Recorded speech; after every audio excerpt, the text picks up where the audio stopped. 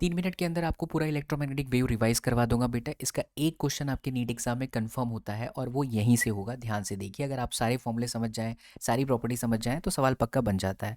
Electromagnetic wave के अंदर सबसे पहले हमें जानना होता है डायरेक्शन ऑफ इलेक्ट्रोमैग्नेटिक वेव। देखिए, वाई डायरेक्शन पर अगर इलेक्ट्रिक फील्ड है, जेड डायरेक्शन पर मैग्नेटिक फील्ड है, तो जो वेव है हमेशा वो अपोजिट नहीं चलता, वो परपेंडिकुलर चलता है। किसके परपेंडिकुलर? इलेक्ट्रिक फील्ड और मैग्नेटिक फील्ड से बनते प्लेन के परपेंडिकुलर।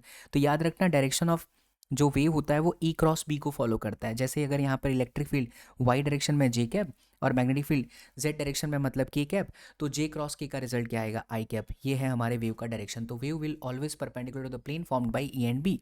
दूसरा होता है जो relation between E and B. तो ए बी सी डी से याद रखिए, बी के बाद क्या आता है? सी। तो B C E is equal to B C. अगर हमारे पास इलेक्ट्रिक फील्ड है तो मैग्नेटिक फील्ड जो होगा वो डिवाइड बाई सी हो जाएगा, और अगर हमारे पास मैग्नेटिक फील्ड है तो into C. C speed of light 3 × 10⁸ now velocity of electromagnetic wave 2024 के अंदर इसे सवाल आया था, 2025 में भी आया था। तो v इज इक्वल टू 1/√में म्यू ई होता है। अगर वैक्यूम की बात करें तो ये इक्वेशन है।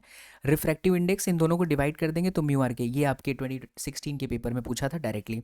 इंटेंसिटी पूछेगा बेटा तो रो इंटू सी, जहाँ पर रो आपका एनर्जी डेंसिटी है। और अगर एनर्जी डेंसिटी पूछ लेगा तो इलेक्ट्रिक फील्ड और मैग्नेटिक फील्ड दोनों का सम, और इसका निकल करके आता है E square R M S epsilon naught, जहाँ ई आर एम एस बराबर ई मैक्सिमम डिवाइडेड बाई √2। तो ये प्रॉपर्टी है बेटा। नंबर 7 की बात करें, इलेक्ट्रिक फील्ड का ये इक्वेशन होता है। देखिए, आप डायग्राम के अंदर आपने देखा कि इलेक्ट्रिक फील्ड वाई डायरेक्शन में था, इसीलिए यहाँ पर ई वाई लिखा है और जे कैप लिखा है। साथ में ध्यान रखना, यहाँ माइनस आता है, वो इसलिए क्योंकि वेव हमारी पॉजिटिव एक्स डायरेक्शन में चल रही है। अगर यहाँ प्लस होगा तो वेव हमारा नेगेटिव एक्स डायरेक्शन में चलेगा। इसी तरीके से मैग्नेटिक फील्ड जेड डायरेक्शन में था। ये maximum value of magnetic field, ये maximum value of electric field.